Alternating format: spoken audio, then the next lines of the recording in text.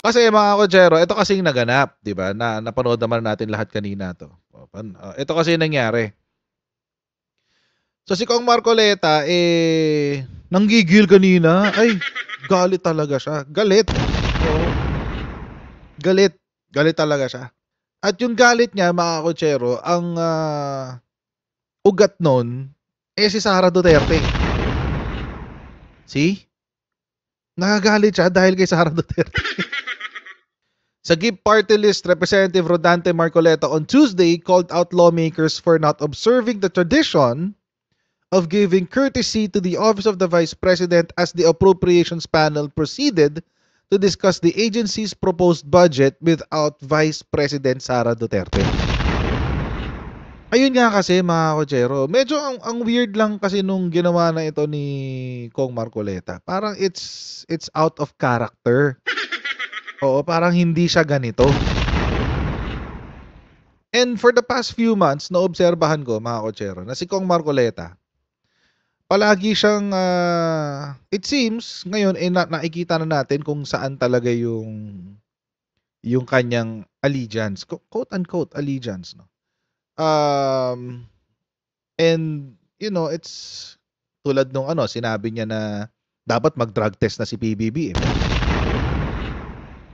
I mean, really? Sasakyan mo yung propaganda ng mga DDS? Or itawag ng mga dyan, DD hits? DD hits daw sila, DD hits. Ayan, kung kayo mo ay nasa US, UK, Canada, Italy, France, Spain, Ireland, and Belgium, ay pwede na kayo magpadala ng inyong mga sa Pilipinas. Gamit po ang Sendwave. Ang gagawin nyo lang ay download ng Sendwave app, gumawa kayo ng account, lagay nyo ba ang account details nyo at pwede na kayo magpadala sa GCash, Cashpay, at iba't ibang mga bangko sa bansa. At kapag ginamit nyo pa kayong promo code na Coach Jarrett, ayan, no, promo code ko na yan, no, ay makakuha pa kayo ng karagdagan $20 free credit. Kaya gamitin na si Sendwave for all of your remittance needs. Sasakyan nyo talaga yon, di ba? Parang, what the hell? Ang husay niyang kongresista, ang husay niyang lawyer, tapos masasakripisyo lang dahil doon. Sabi ko nga sa inyo, Lodi yan si Kong Marcoleta eh. Mabait yan sa totoong, kapag nakikita ko yan before, ewan ko, baka kasi dahil campaign lang, kaya mabait. But every time na nakikita ko siya yung unang bumabati. Tapos, I mean, he's really a nice person. But you know, at the end of the day, is being nice enough. No, kasi ngayon parang pumapaling na siya sa kabilang sa kabilang dako. Sa dako pa roon. Sa side ng kasi sinasabi ni Harry Roque, kadiliman at kasamaan. Kaya yun mga kotsero, panoorin natin ito. Panoorin natin yung hearing.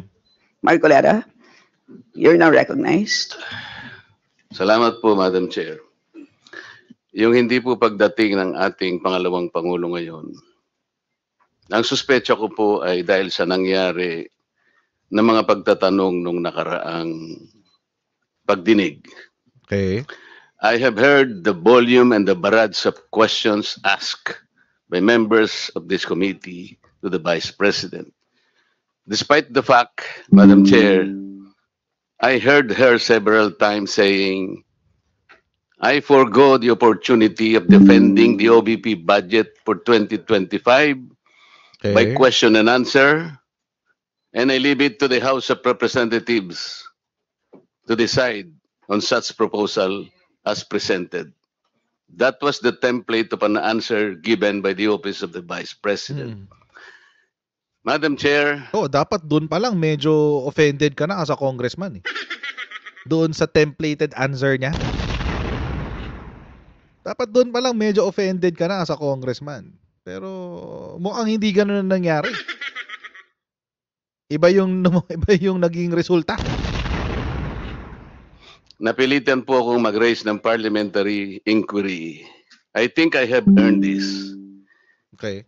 If I survive my term up to next year, I would have survived also, or I would have completed 18 years in this institution.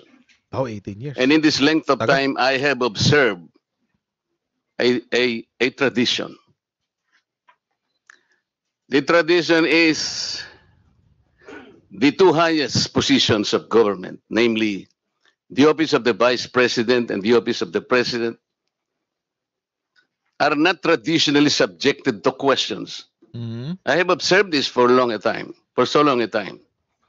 May I refresh the memory of the members of this committee, Madam Chair. In 2022,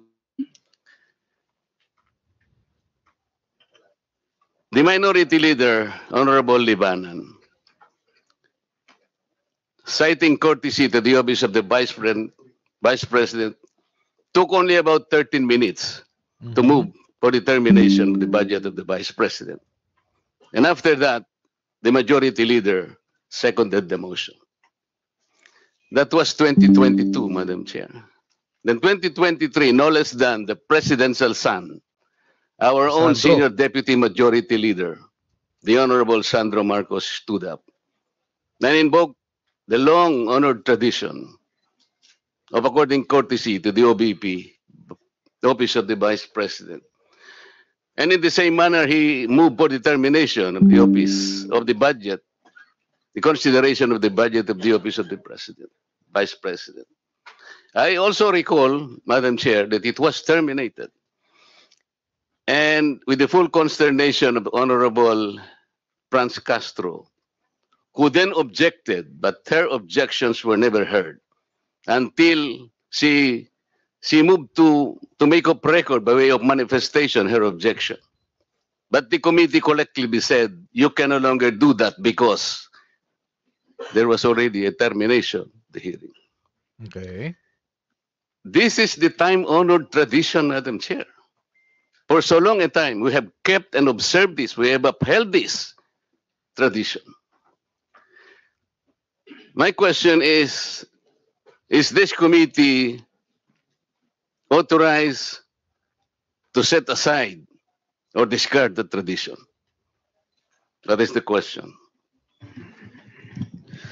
Your Honor, such motion was not introduced in the last hearing. Okay. Balikan muna natin yung argumento nung sa tradisyon. Alam nyo mga kotsero, para sa akin, walang problema yung tradisyon. Okay lang naman magkaroon ng tradisyon. But,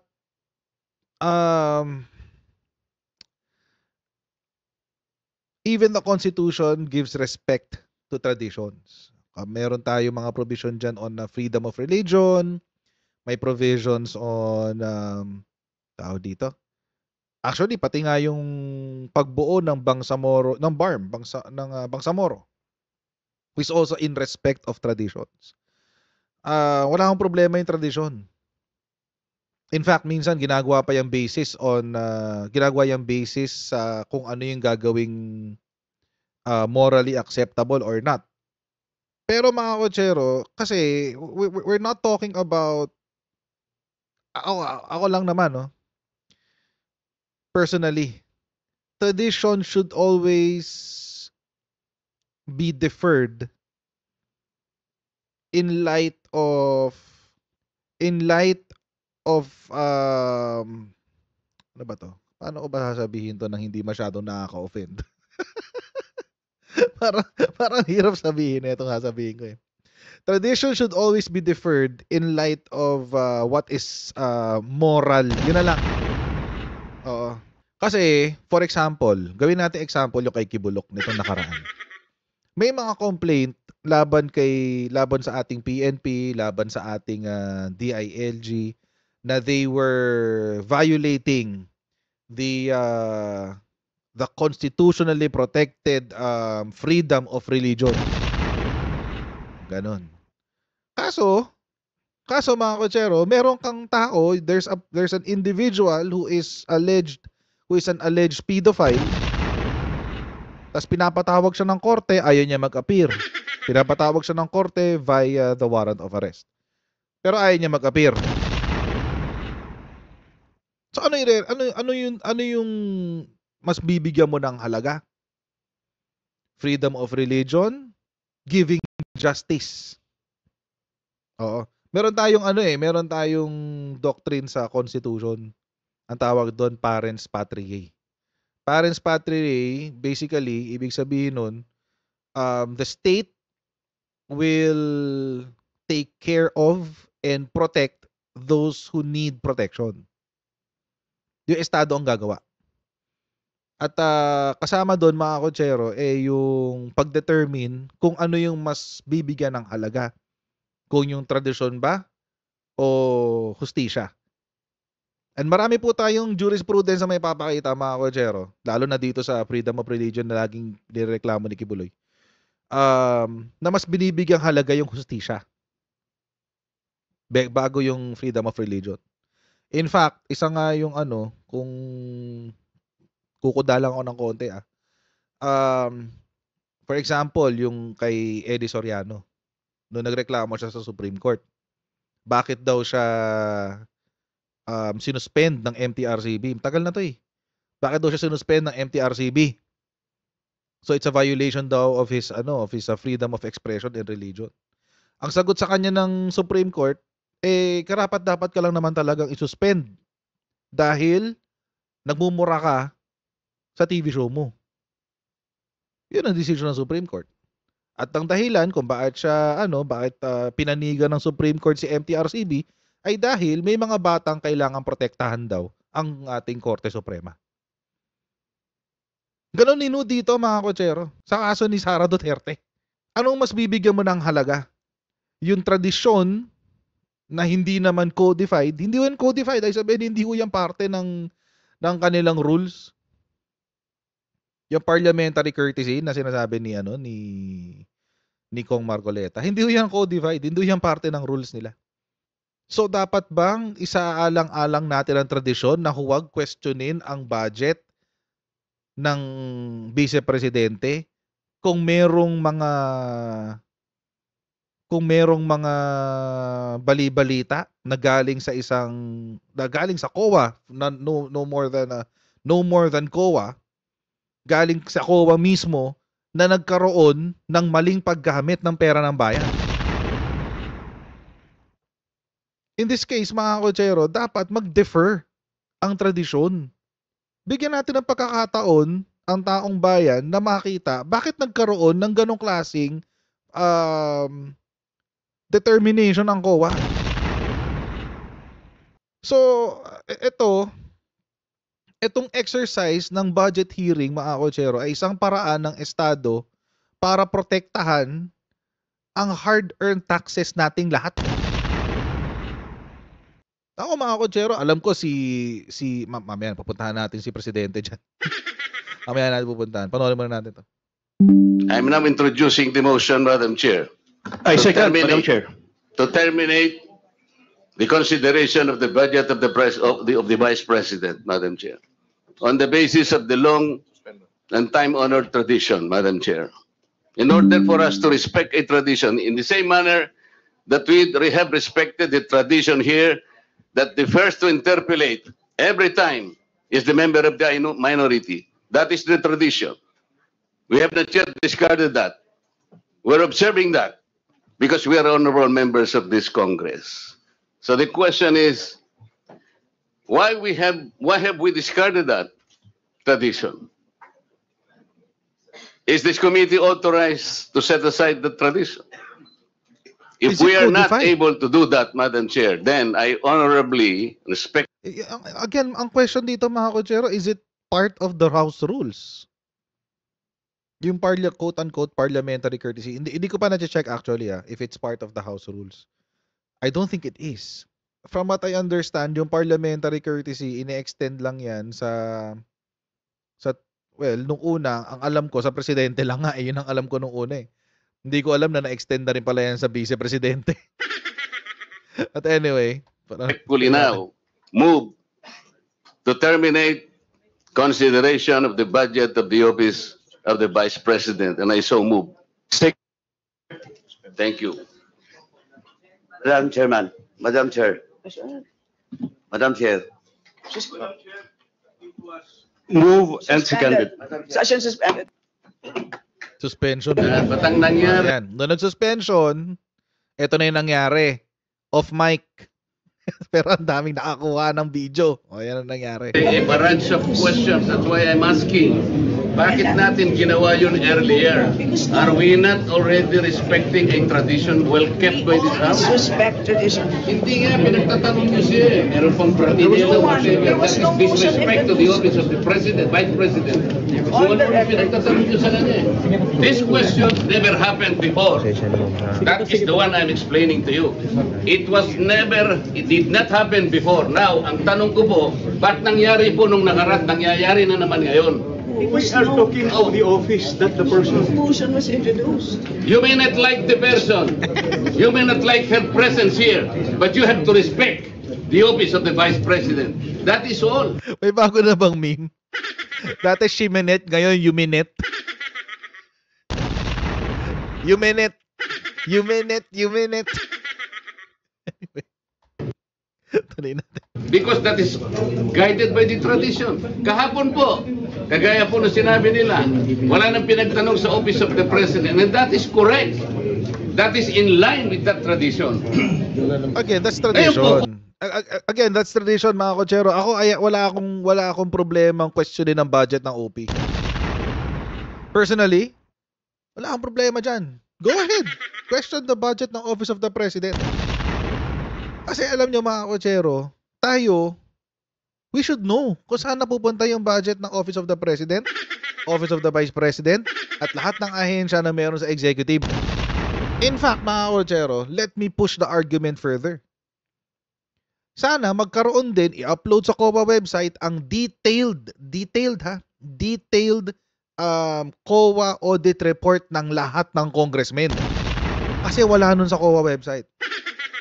Alam nyo ba yun? Wala nun. Wala nun. Ang meron lang sa website with regard to the congressmen, both Senate and lower house, ay statement of expenses. That's it. Pero yung audit report nila, wala. I would even push the argument further. Isama natin pati yung audit report ng mga congressmen. Agree ako dun sa sinabi ni Kong Marcoleta. Kaso nga lang, mga kotsero, ang pangit kasi dito, pinagtatanggol niya na isikreto yung budget. Isikreto yung mga issues ng Office of the Vice President. Kung ang tinatanong ko ngayon, are we discarding the tradition? And is this committee authorized to discard a well-kept tradition? O kaya nga, then why are we intending to ask questions na naman at pinatawag nyo na naman kung sino-sino dito? That is why, kung hindi po kayo makakasagot, madam, ang tinanong ko na sa inyo, I am now moving. Oh, may bratinela pa? Saan po kayo nakakita ng gano'n? This did not happen anytime. Pang-labing 7 taong ko na po ito. Alam nyo, Madam Stella, I was already here when the Vice President was Noli de Castro. Wow. When the Vice President was Binay. Pooling seniority. Pooling seniority, guys. Panahon pa ako ni Noli de Castro. Ibig sabihin, panahon ni GMA yun. GMA ang presidente nun. Panahon pa ako ni Noli de Castro. Panahon pa ako ni Binay. Oo, ganon. Tagal-tagal mo na dyan. Wala kang nagawa. Vice President. But you were also here in the last hearing. No motion was introduced. Yun na nga, kasi question na kaagad eh. Wala man lang. We can read the records. No, he did not introduce. Nag-motion siya ngayon. But it's Parliamentary muna. Parliamentary muna. That is just, the first thing is, that is the manifestation of Congressman Dante Marcoleta, and it should be answered by the members. If the motion, then after that, Marcoleta will move that motion. Actually, nag-away pa silang dalawa doon ni Paduano. Ito na yung nangyari after. Ito na yung hearing is here by resume. Resume Madam Chair, I objected to the motion, and may I explain why? We will take that up after Bida-bida agad si we Raul. respond to the Honorable Marcoleta. Thank you, Madam But yes, Chair. we note that you made an objection, but your mic was off. So, the Honorable Marcoleta, please repeat your inquiry. Yes, in connection to the earlier parliamentary inquiry, Madam Chair, I have already related the value of tradition. Parliamentary procedures, Madam Chair, grow from or are enriched by traditions, experiences, and precedents collectively gathered by the House of Representatives over years, and the institution keeps them well. That is Okay. why, from my entry in 2004 or the 13th Congress until today, I have observed the observance of that well-kept tradition. The two highest positions in government, namely the office of the President and the office of the Vice President, were duly accorded with respect and deference. I have observed that. That's why I have relayed to you earlier in 2022, the Honorable Libanan, invoking courtesy, took him only 13 minutes to dispose the office of the Vice President. And that was quickly moved, quickly seconded by no less than our majority leader. That Okay. was in 2022. That was I'm not 2022. going by record, Madam Chair. 2023, I said,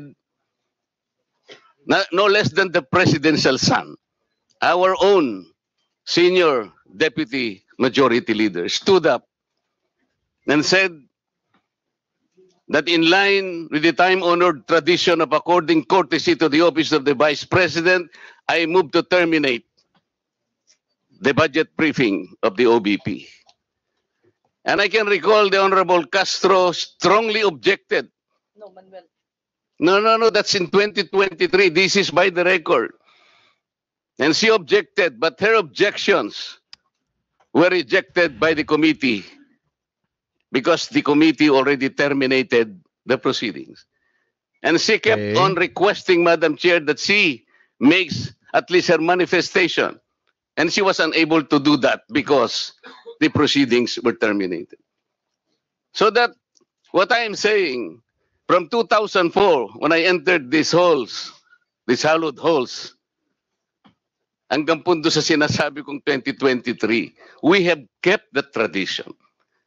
Ngayon po, kung ano-ano ng mga tanong ang ginawa, in 2023, 22 minutes.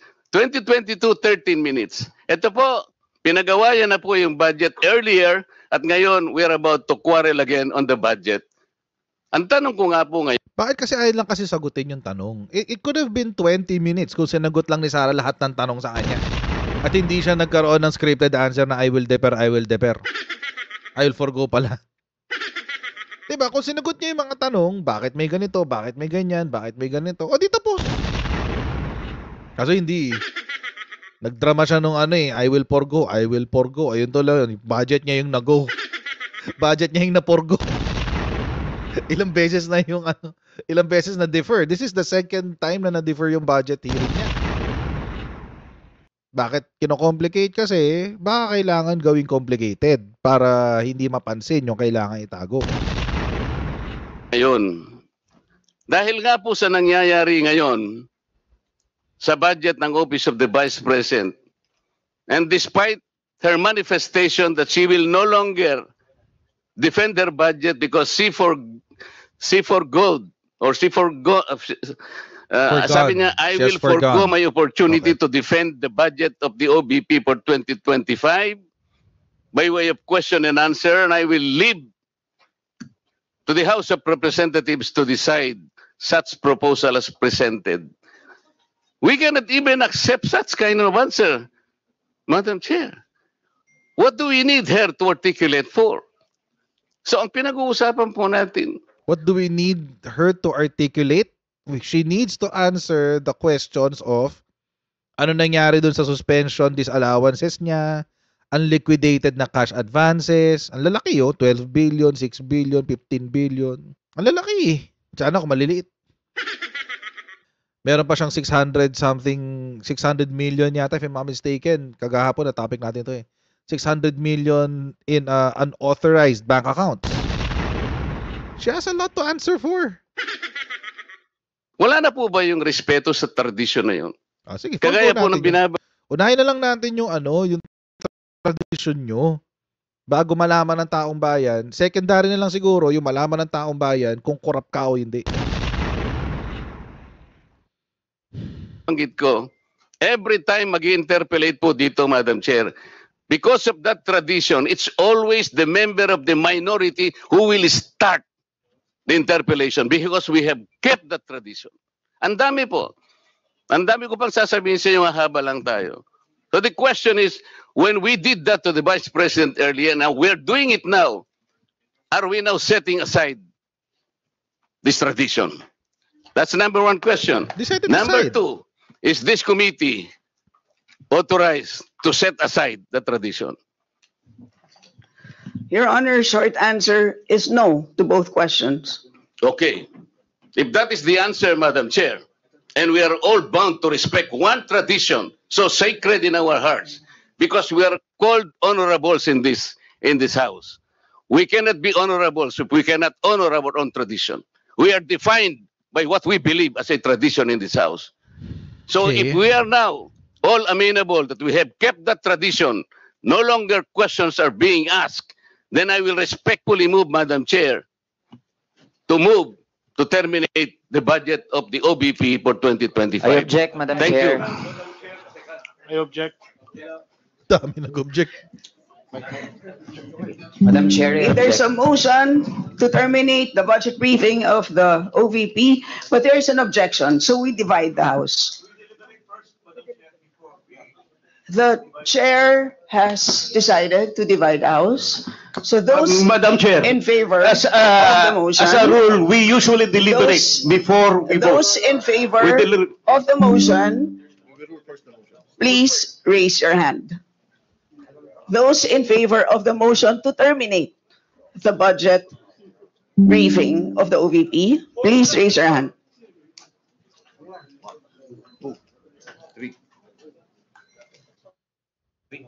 All those against. Those who are not in favor of terminating, raise your hand.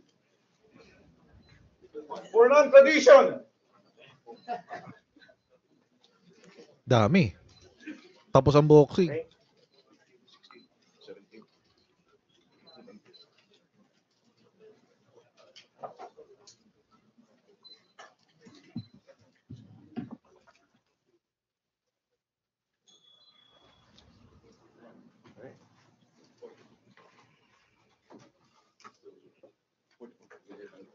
Yak.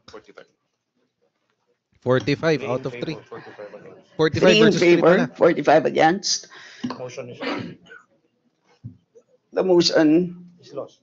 is Lost. lost. Madam Chair, I thought we have kept the tradition. The tradition is no longer ask any question. That was the tradition. So why are you voting against the motion?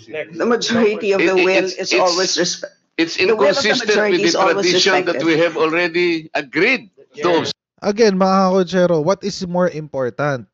The tradition or the rules? Kasi merong rules eh. Meron silang rules sa house.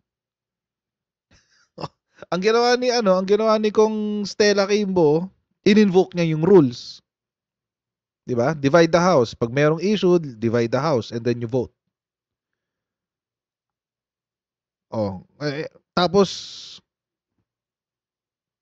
pakihanap na lang kung merong tradition dun sa house rules. Yun na lang. Pakihanap na lang kung merong tradition doon, no? Let's uphold tradition over the house rules. So pakihanap na lang kung meron. Again, I have nothing against tradition. Walang problema sa tradition. But again, tradition should always be deferred in light of what is true and what is moral. Opinion ko lang naman yun. Opinion ko lang. For example, sa ibang kultura, tradisyon nilang kumain ng tao. Paano na lang yun? Okay lang ba yun? There are traditions that have a there are people groups that have a cannibalistic culture or tradition. Anong gagawin natin dun? Tradition should always be perceived in light of what is moral, what is legal, what is lawful. Pero lang kasimple yun. And what is legal, what is lawful, and what is moral is accountability. Transparency ng mga ahensya natin kasi ang ginagamit nilang budget para gumastos dyan sa kanilang mga ahensya ay pera nating lahat. Pera nyo ho yan. Pera ko ho yan. Pera ho nating lahat yan. Kaya ako mga kotsero, wala akong question. Kahit sabihin nila na bakit yung sa Office of the President, dinifer nyo agad, ganyan-ganyan. May tradisyon tayo, etc. etc. Well, edi questionin nyo. Wala akong problema sa akin yun. We will Yes, Madam proceed Chair. to the next. You mentioned earlier that we will keep up the tradition. You said no. Earlier, For now orderly we voted proceedings, I against. remind the members to please wait Sino to si to be Ungab? recognized before Galit speaking. na galit si Ungab ba? So, the chair now recognizes the Madam budget Chair. sponsor, the Honorable Zia Adyong, to give a recap of what transpired in the last hearing. Huwag na natin ano yung masyado yan. Summary lang yan yung nangyari last time. Yung pambabastos ni Sara Duterte. Dun sa nangyari last time. Ay, nako. But anyway, so ano bang bibigyan natin ng halaga? Mas bibigyan natin dapat ng halaga kung ano yung tama. What is moral, what is lawful, what is legal. Yun ang mas bibigyan natin ng halaga. Again, wala akong kontra sa tradisyon. Marami hong tradisyon, lalo sa Pilipino, na magaganda. But at the same time, mga kotsero, itong magagandang mga tradisyon na to should always be done in consideration of what is legal, lawful, and moral. Opinion ko lang naman yun. Baka magkaiba tayo ng opinion, walang problema. Kasi mga kotsero, kino-question din kasi nila, bakit daw yung Office of the President binigyan ng parliamentary courtesy? Alam niyo, nagtataka nga ako eh. Personally, ako nagtataka ako. Bakit kailangan bigyan bakit kung ano yung binibigay sa presidente, dapat na rin ngayon ibigay sa vice-presidente? Naalala ko kasi mga kotsero, nagkaroon ng panahon na ang Office of the Vice President ay walang security. Walang sarili palang security. Pero nung umupo si Sara Duterte, biglang nagkaroon ng VPSG, Vice Presidential Security Group, Vice President Security Group. Nung umupo si Sara Duterte. Nung panahon ni Lenny, wala namang ganun eh. Kumukuha lang ng sariling security si Lenny. At actually, yung mga nire-request niya, konti pa. Mga 80 lang nga yata, if I'm not mistaken. Tapos umupo lang si Sara Duterte, biglang merong VPSG. Tapos meron pa siyang 400 na security. 400-man security. Grabe, intindi. Tapos tinanggalan siya ng, ilan yung tinanggal? 19? 35? Galit na galit pa siya. No, 85 pala. Gigil na gigil pa siya dun. Gigil na gigil. Diba? Bakit ngayon na si Sara Duterte ang vice-presidente, kailangan kung ano yung meron ng presidente, meron din siya? Nagtataka lang ako. Nung panahon ni Duterte, hindi naman ganyan. O sige, sabihin na natin na matagal nang ginagawa yung parliamentary courtesy. Sabihin na natin, I'm not really sure. Sabihin na natin na matagal nang ginagawa yung parliamentary courtesy.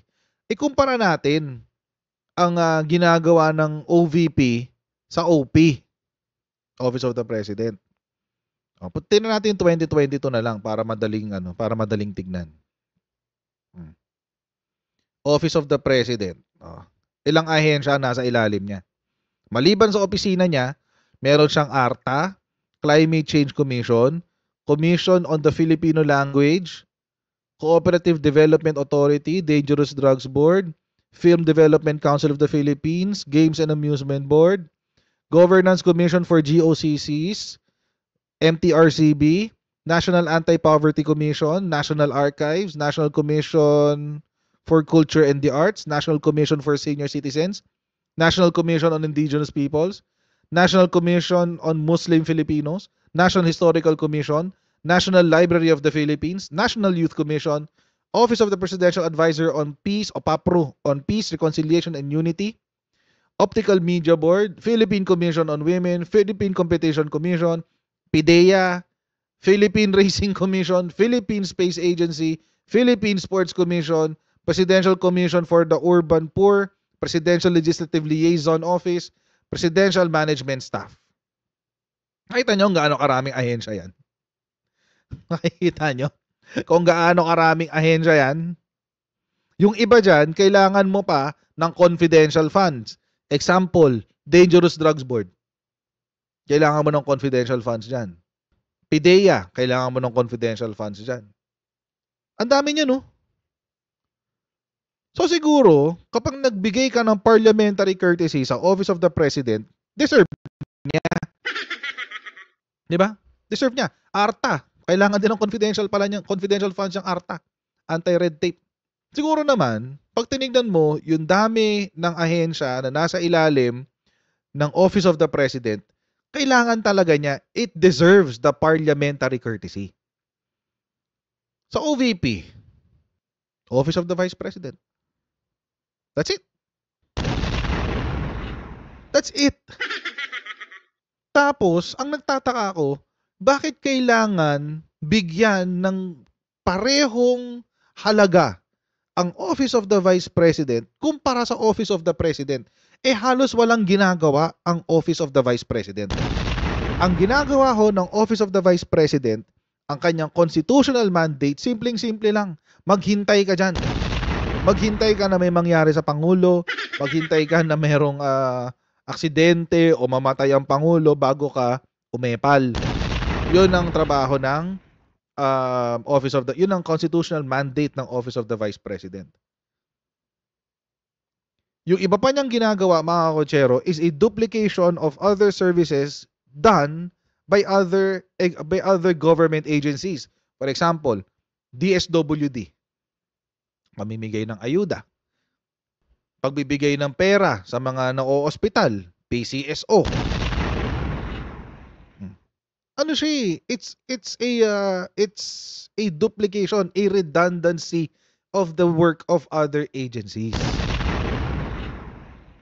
Sa akin, walang problema magkaroon ng tradisyon. Kung talagang matagal ng tradisyon na dinedefer ang budget hearing ng Office of the Vice President, kaya nga siguro malakas ang loob niya magwalang hiya ng pera ng bayan. Kasi iniisip niya, ay hindi naman ako tatanungin eh. Hindi naman ako kakausapin tungkol dyan. Kaso nga, mga kotsero, uulitin ko lang. May mga ganito kang issue eh. 12.297 billion in suspension, disallowance, and charges. 6.9 billion in unliquidated cash advances. 15.4 billion in delayed partial non-implementation of various programs, activities, and projects, and unfilled plantilla positions. So, ibig sabihin, mga kotsero, merong question mark. May malaking question mark sa kung paano niya ginagamit ang pera ng bayan. Imagine, napakababa ng utilization rate niya. Utilization rate, ibig sabihin yung paggastos ng pera sa regular funds niya. Mas mabilis niyang ubusin yung confidential funds. Bakit? Dahil hindi siya maire-report ng COA? Mas nauna niyang ubusin yung confidential funds niya kaysa dun sa regular funds. Eh, yung confidential funds nga niya eh, na-COA eh. So, hindi ko mag-gets yung pinaglalaban dito ni Kong Marcoleta. Seriously, hindi ko mag-gets yung pinaglalaban niya dito. Kasi mga kotsero, palyado ho talaga yung kanyang rational, yung kanyang reasoning. Ako, again, mga kotsero, personal opinion ko lang naman to. Yours may be different, Kong Marcoleta's may be different. It's fine. Pwede naman tayo magkaroon ng iba't ibang opinion eh. Kaso nga, mga kotsero, ito kasi, ang tanong kasi dyan, will you still afford? Ibibigay nyo pa rin ba ang kaparehong parliamentary courtesy sa isang ahensya na may mga ganitong palya? Para nyo na rin sinabi na wag natin imbestigahan ng isang kaso. Bakit? Eh kasi may utang na loob tayo eh. Pinahiram ako ng helicopter eh. Oo, may utang na loob ako dyan eh. Nung kampanya, wala akong sumusuporta sa akin, siya lang. Pinahiram ako ng helicopter, wag natin bigyan ng warrant of arrest. Parang ganun yun eh. Malamang alam niya na kung sino sinasabi ko. Kaya ganun. Hindi pa nga dito natatapos yung issue eh. Meron pang pinakita kanina si Kowa. Diyos ko. Buti sana kung ito lang. Buti sana kung dito lang. Meron pang dagdag. Imagine, nagpahabol pa si Kowa.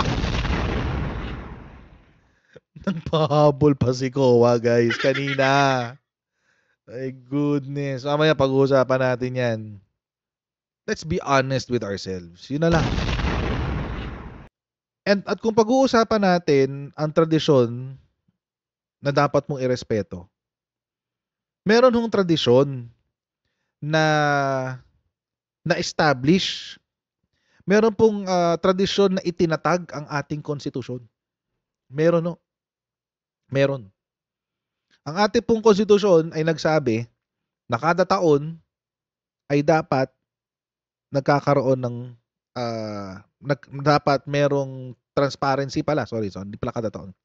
Ang sa konstitusyon po natin nakasulat na dapat malaman ng taong bayan kung paano ginagastos ang pera ng bayan. Nasa konstitusyon po yan.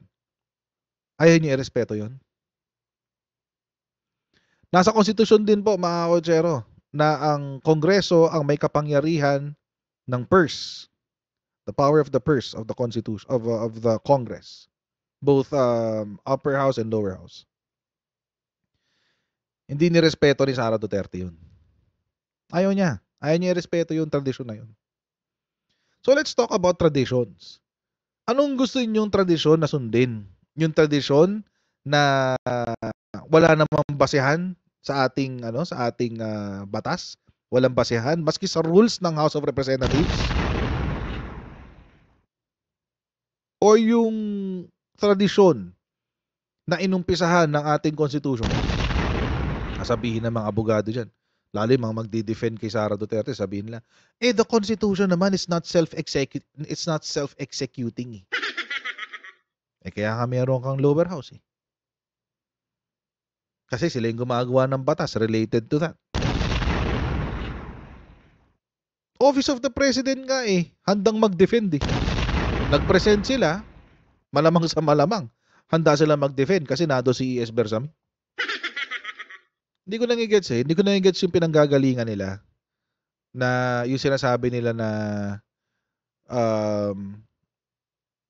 kailangan natin irespeto yung tradisyon, respeto natin yung tradisyon, etc., etc. Ano yung basis ng tradisyon? What's the legal basis of it? Or at least, ano nga yung basis nun? Is it just to afford respect doon sa mga ahensya tulad ng OVP or OP?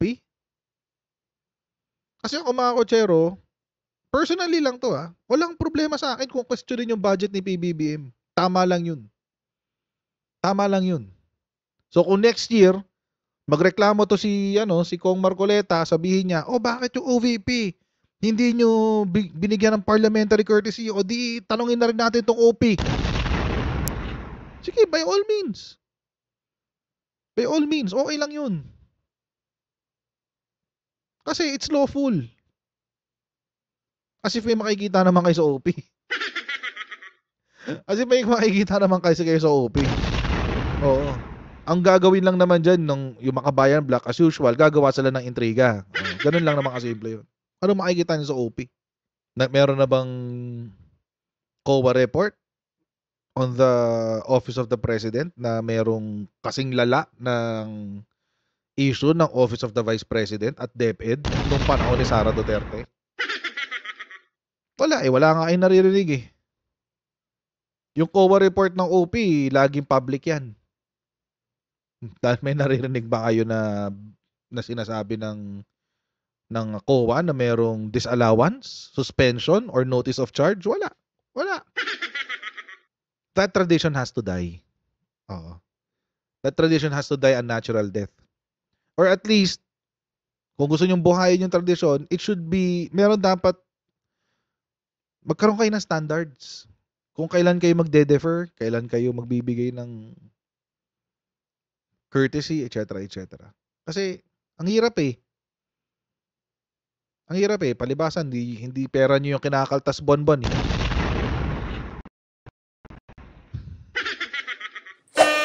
So mga kotsero, hanggang dito lang po muna tayo for today's video. Please don't forget to like, to share, and to subscribe sa Coach Jad YouTube channel. Pa-follow tayo sa ating Facebook page para lagi kayong updated sa mga ganap dito sa aking channel. And I'll see all of you tomorrow sa ating next Coach Jared Live. God bless and see you next time, guys. Bye!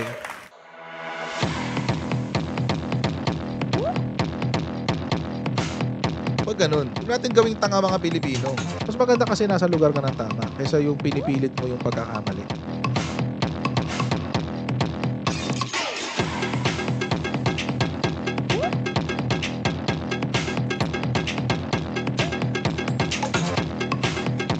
Are they willing to go that far? Hindi makakalimutan ng Pilipino yan hanggat di nasasagot niya. Sino ngayon nagsasabi ng totoo?